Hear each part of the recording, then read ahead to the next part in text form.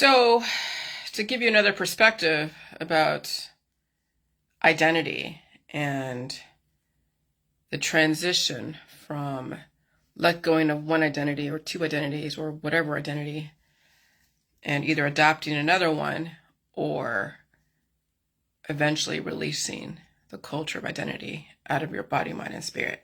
The demon of identity, the demon of demonstrating your identity, the demon of disease is, the Nephilim. That's the Nephilim. The Nephilim. Oh gosh, Jillian, what is the Nephilim? Well, what brought this on? What brought this on of the Nephilim of identity is the path to disease. Well, I know there are demons out there. And we inherit demons. We reproduce demons. There are children. We can make them whatever we want to make them based upon the intention. We hold and cultivate demons. That's the politics, that's the religions, that's all the scientific dogmas. And so those demons then become disease at some point.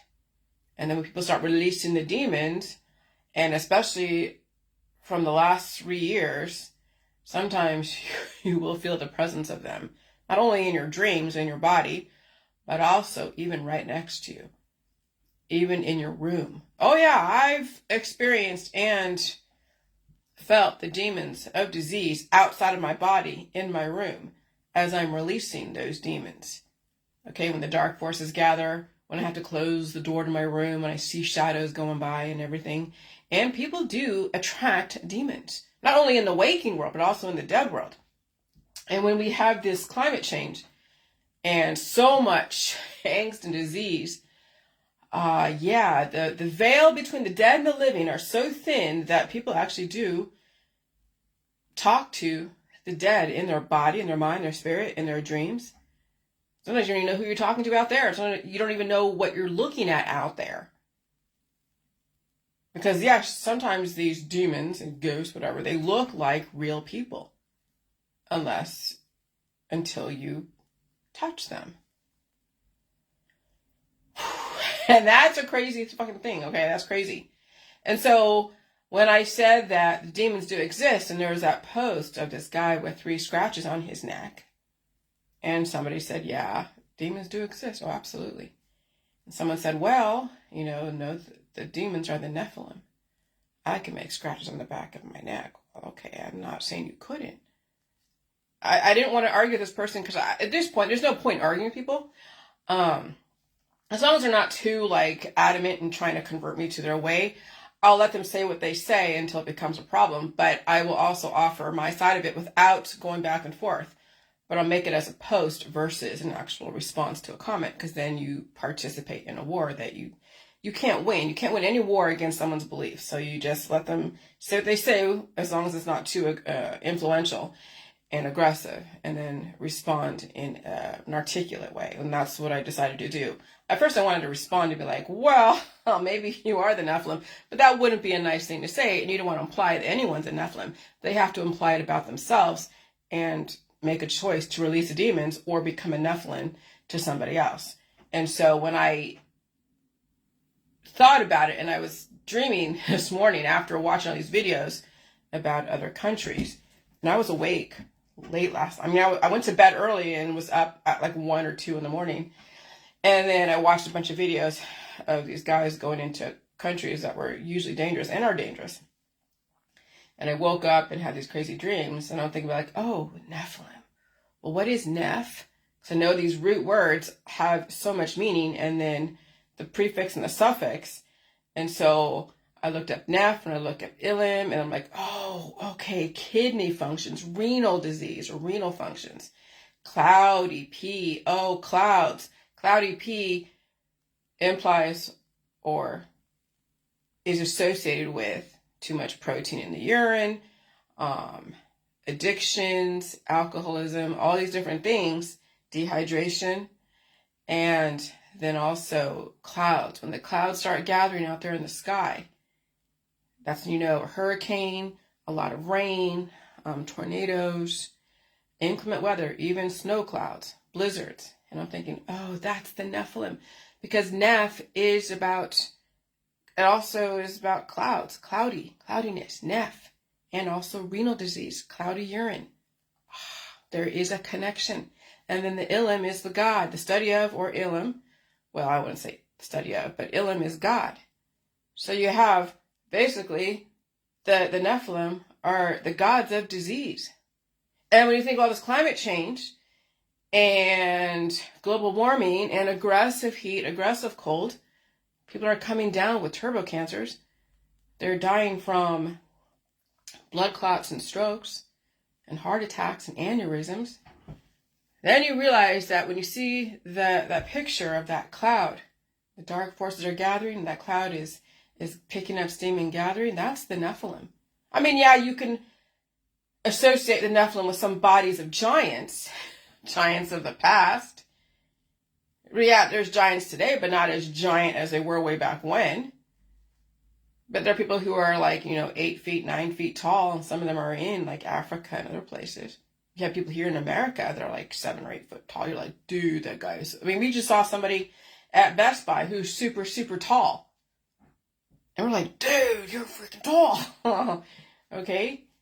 And so, but we have giants here in America. They're not giant like way back when, but they're giant relative to the average height.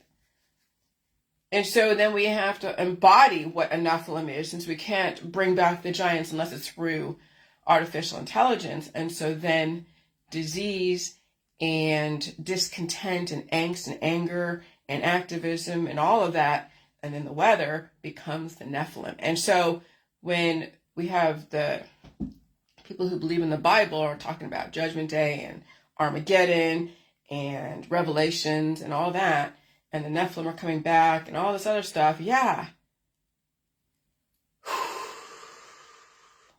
Climate change, Noah's Ark, floods, storms, earthquakes, and fires. Oh my gosh. And so when they say the Nephilim are coming back, in my opinion, it won't be the giants unless it's Project Bluebeam. It will be aggressive disease and discontent. And now look at your Facebook. So much aggressive disease and discontent. If you literally cannot release the demons out of your body, mind, and spirit, you'll become the disease until you resist everything and yourself out of existence. And so the last few weeks, the pain in the arms and all that stuff and the neck and all that, yeah, releasing the identity. Whatever demon had a hold over me since I was a fucking kid. All that stuff that I experienced as a child with training to protect myself and carry on those lessons into my adulthood. Well, it was time to obviously learn from that in a different way and release the demons. And then I finally released whatever had a hold of me that I couldn't put my finger on because it was buried deep under all these layers of strata of experiences. And so if I could handle the disease that I carried within and release it properly without harming anyone else, I'd be able to get to the root of whatever monkey was on my back and release that. And then I don't have an identity. I don't have an animal. I have no children. Yeah, I'm married and I claim myself as a woman, but that's pretty much it. And I am, I guess some of you could say, a philosopher of sorts, but even then, would they say that I'm a philosopher? And so then when you release all the cultures of disease, literally, and that's in the politics, religion, and science, okay? And that's cancer, disease, chronic illness, and all autoimmune disorders based upon aggressive viruses, parasites, protozoa, proteins, fungus, and bacteria, then you're left with no identity, really. I mean, being a woman and a wife is not a really strong identity. People are like, oh, you're a woman and a wife. Okay, big fucking deal. What else are you? People want to put you in a category. If you're not in a category, they don't know what the fuck you are. They don't know how to even react to you. They don't even know how to respond to you or even engage with you because there's nothing from a common ground besides being a woman and a wife. And so then you really literally have to be on your own because you're not claiming any identity that someone could actually feel there's a common ground to. And that's a trippy place to be in. Okay? And so the Nephilim did exist as they were the giants of the past to terrorize humans, and then they became the symbols of disease and what humans must do every so often to clean up society. So the Bible had many truths and allegory And when you imply a body of humans kept you from the knowledge, the discovery of the knowledge, like using Julianus, and I purposely spelled that wrong because I'm not trying to, becomes another religion unto itself. Okay, so you can speculate who Julian Assange was. I don't know. Was it organic? Was it contrived? Did he know it? I mean, who knows? And so all the info circulating out there is not new. It's only new to you, right? And so when you realize that, yeah, the Nephilim is really the disease and the dark forces gathering in the skies and in your body, cytokine storms, and then you have an identity, which is your nation. Okay? I gotta pee. Hold on. But think about that for a minute. What is your identity?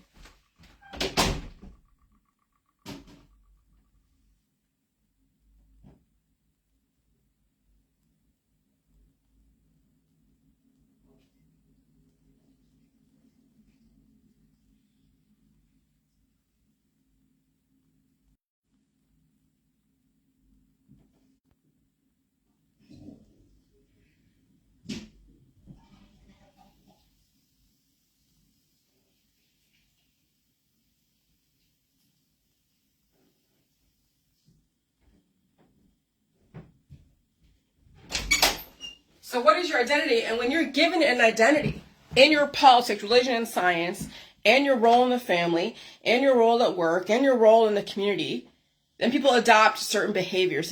They adopt cultures, lifestyles, belief systems. And so then when people are adopting a very specific, predictable identity, there's also a predictable outcome. And so the whole thing with immortality is releasing those identities so you can save your fucking self. Literally, so you can save yourself. But if you are holding fast to an identity of your politics, Democrat, Republican, anti-V, pro-V, whatever, if you keep holding fast to the identity in your politics, even in your religions and your scientific dogmas, then the outcome will always be death, because that was part of the identity interwoven into your beliefs, the culture the system gave you. And then you have stories like the Nephilim, okay?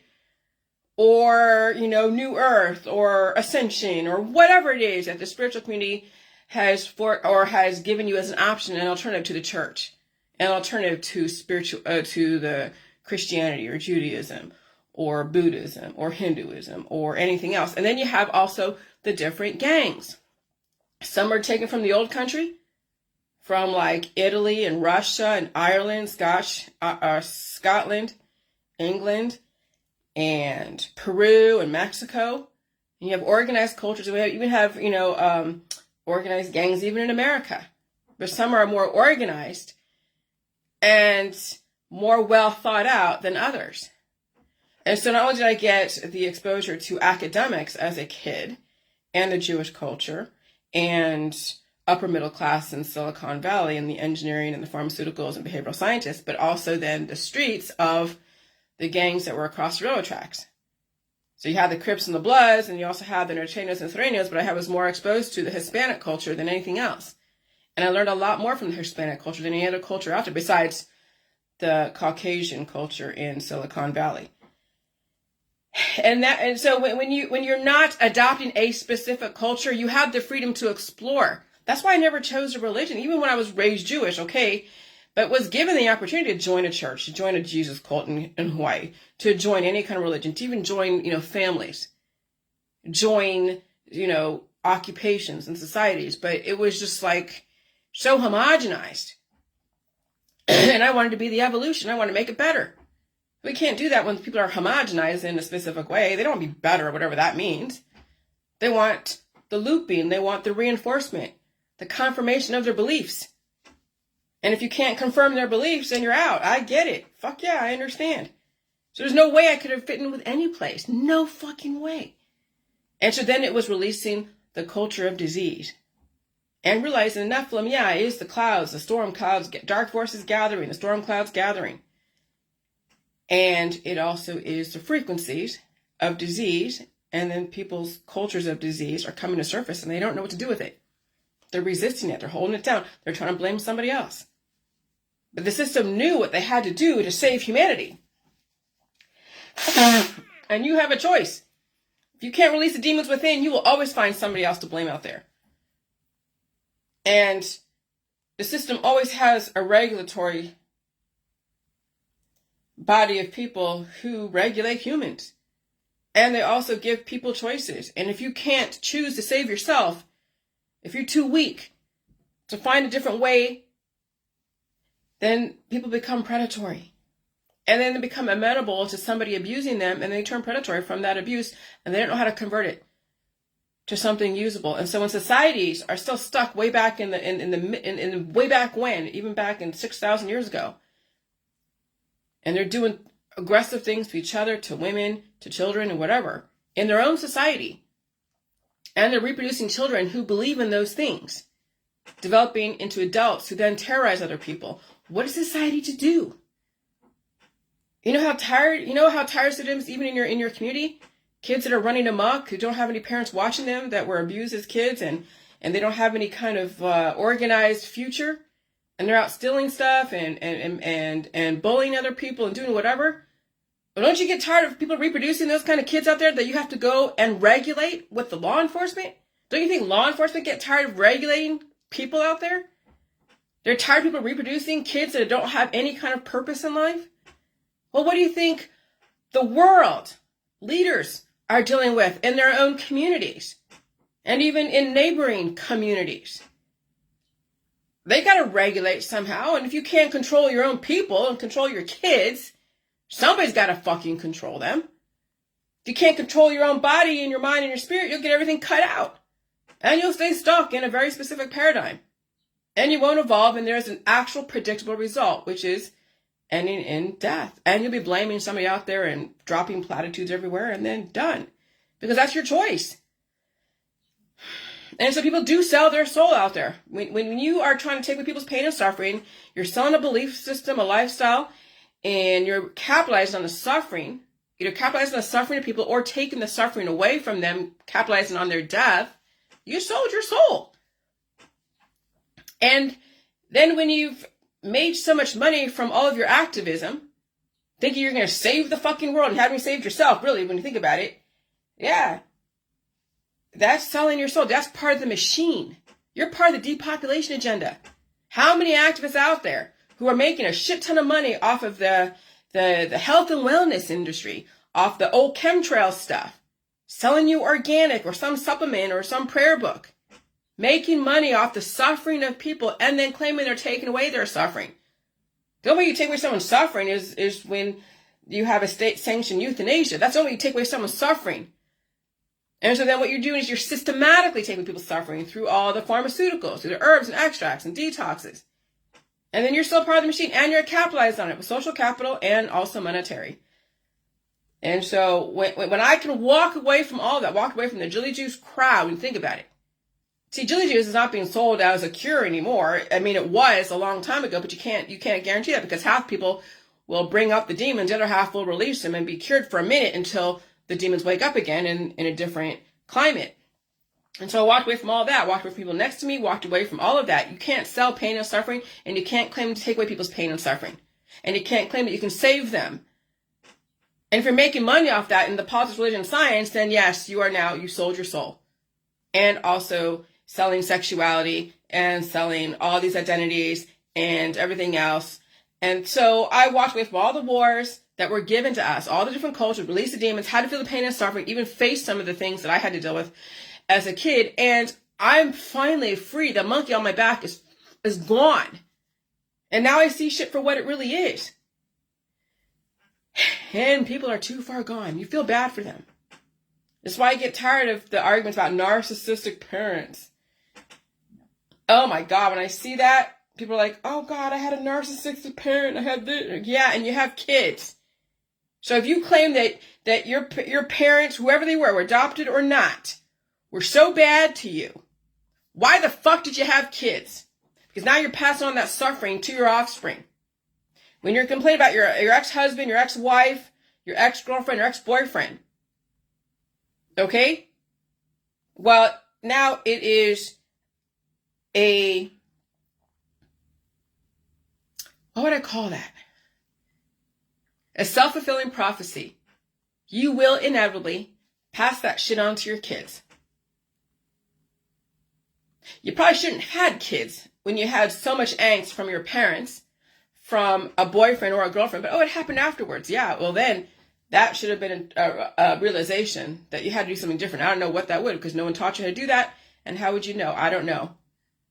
But now, hindsight's 2020, and so when you're raising children, knowing that your kids came out of suffering and trauma, telling your kids to go and get married and have a child to pass on that suffering, and you're happy you're having grandkids when you haven't even figured out your shit yet.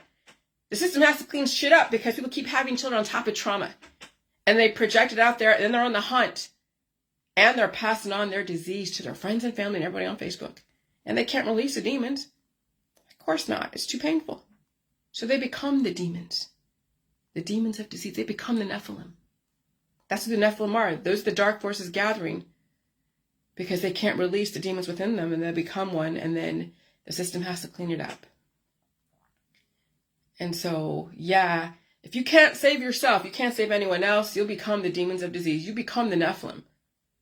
And that's what all the groups out there are. The politics, religion, science, and the activism is the dark forces gathering. And the system has to now watch you, because some people will do things and they have to go and regulate.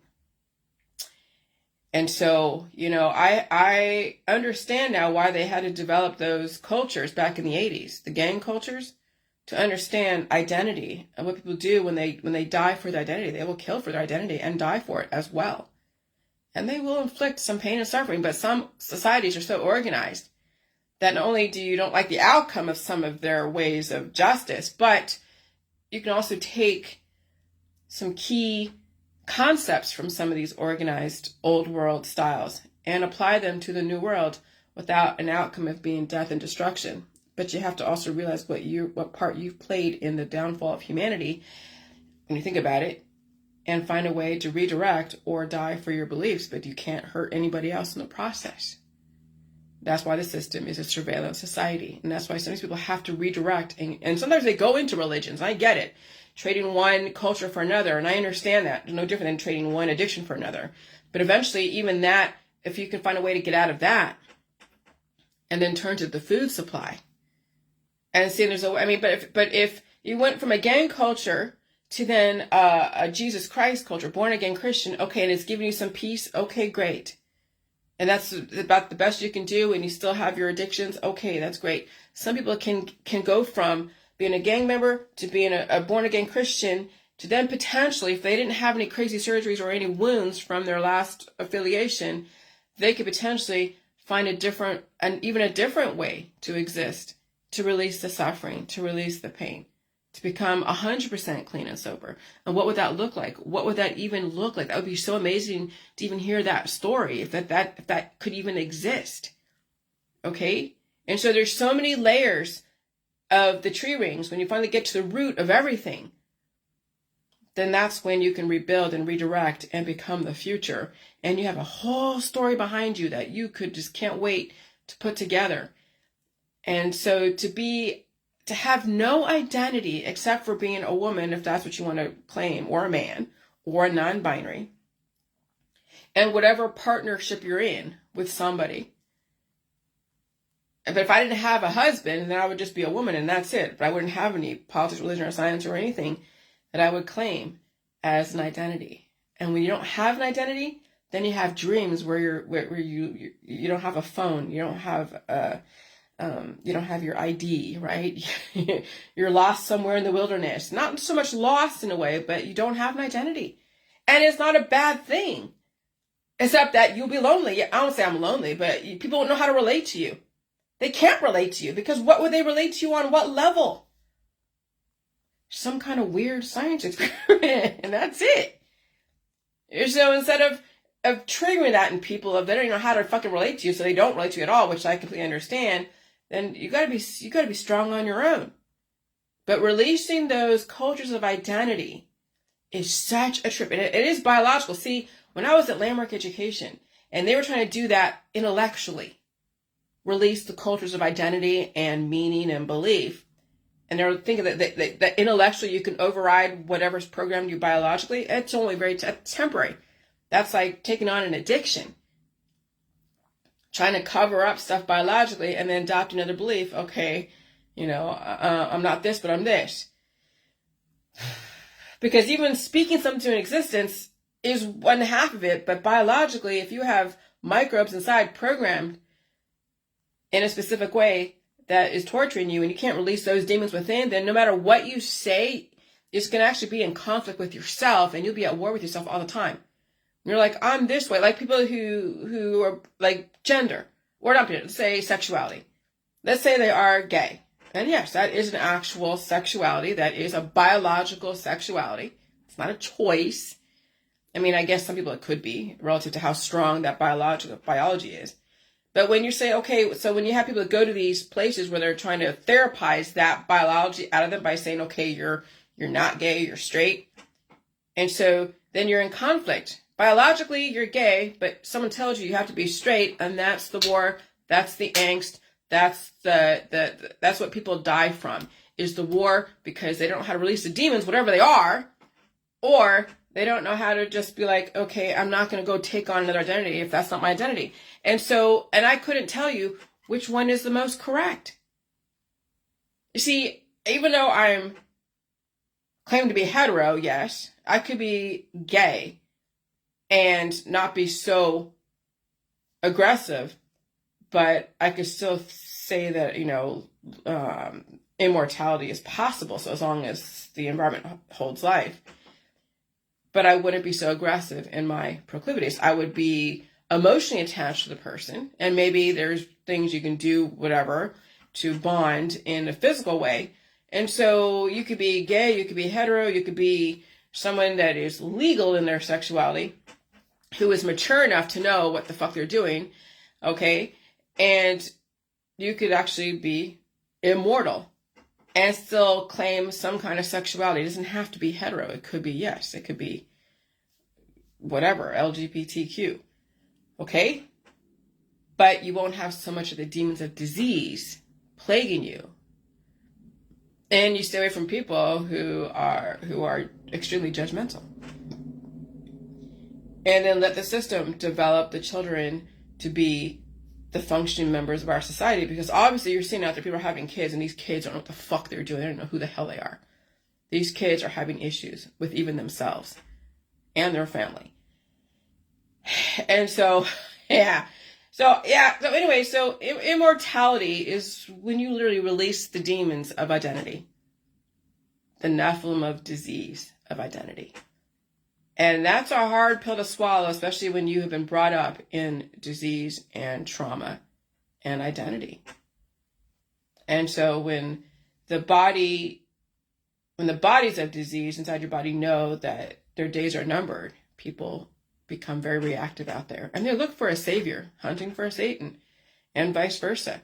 And so, yeah, my husband, I wanted to watch the debate last night with my husband, but I got so tired. I was so tired. I had to go to sleep. But I listened to it, the rerun, and I'm like, okay, yeah. We're in climate change. No matter what Trump could potentially do with the economy and all that stuff, you make money easy to get, people will spend themselves out of existence. You know it's going to happen. And so it'll be interesting to see. I think the system is gearing everything towards Trump becoming in office, so maybe he becomes the fall guy in something. Who knows? I'd be very careful of getting what you want. Be careful what you want. You just might get it. Poor Biden, he's just old. He's old. Trump is a couple years away from that, and okay. And so, I mean, no matter what, I stepped out of politics. There is no savior out there. I have to save myself. Trump can't save me from myself. He may mess with the economy here and there and make things easier or not. Who knows?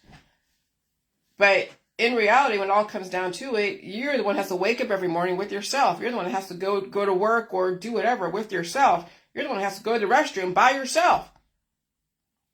You're the one that has to go and shop for food. Oh, but the food might be less expensive. Whatever. Right now, say food is more expensive than most things. Then you cut down on your addictions. Oh God, I can't do that. Okay. You cut down on your spending habits of things that you don't need. But even if you made food cheaper and made everything else cheaper, guess what people spend their money on? Shit they don't need. And they would still not spend their money on the food and rest and release and change their lifestyle. So it doesn't matter what fucking Trump, if he gets in office or not, people are not going to change the way they do shit. The system will just make it easier for people to destroy themselves through their religions, their politics, their science, and their addictions and their habits. So it won't make a difference. Making your addictions easier, having easier access to them or not. Even if your addictions are not easy to access now, people will find ways to get what they want. Just look at all the different heroin addicts, and they go and rob places and get what they need. And you wonder how the hell these heroin addicts and people on the streets can afford their addictions. Well, because they find a way. So it's not going to matter who's in office. People find a way to destroy themselves when given the opportunity. And they'll find the distractions. So it was just interesting watching that on my own. But I was up. I mean, I went to bed, took a nap for a few hours. Because I went to bed around 9, right when the thing started. I was up around 12, and then 1 or 2, and then I was listening to videos around 1 or 2. And then I took a nap again for a few hours until about 6 and had those crazy dreams. And so, yes, the reoccurring dreams of being lost in a different country with no ID and no phone, or I had the phone and someone hacked into my account and was messaging my dad's stupid shit in my dream. I'm like, what the hell? And so these reoccurring dreams of not having an identity and being lost in some country, yeah, is exactly what's going on right now. But it's not an issue. Having no identity in politics, religion, or science, or in any activism, and the only identity is being a woman and a wife, which is not that remarkable. It's fucking amazing. That's the Great Reset. That's as simple as it gets. And you hope people can finally achieve the simplicity so they're not dying from the complexity of the shit they invite into their world, the karma they invite into their world. Because that's right now what's going on. People are realizing the karma they've invited into their world. And now they have to deal with it. And it sucks. It really does. So I'm not reading anything that I read, that I posted. You can read I'll post that in there so I can post it on my website and then the YouTube. But yeah. Since we're developing so many kids out there and daughters that don't have any identity except to be a wife and a mother and a sexual plaything, then yes, you're going to have the Hawk Tuah type of girl be out there representing for the girls who don't have an identity except to be a wife and a mother and a sexual plaything for somebody. And that's kind of the future. And we have temporary men out there who will capitalize on finding those types of girls or find a religion to resist that. And that's what we're developing in our society. I mean, you can say that, okay, well, my kids are going into sports, okay, until they get injured and then they break down, they can't do the sports anymore. So then what's next? They become a wife and mother. So they're going to have to figure out a way to keep their man happy. Because that's all they have to give them is that plus a kid and maybe a job with a little bit of credibility. It's kind of sad.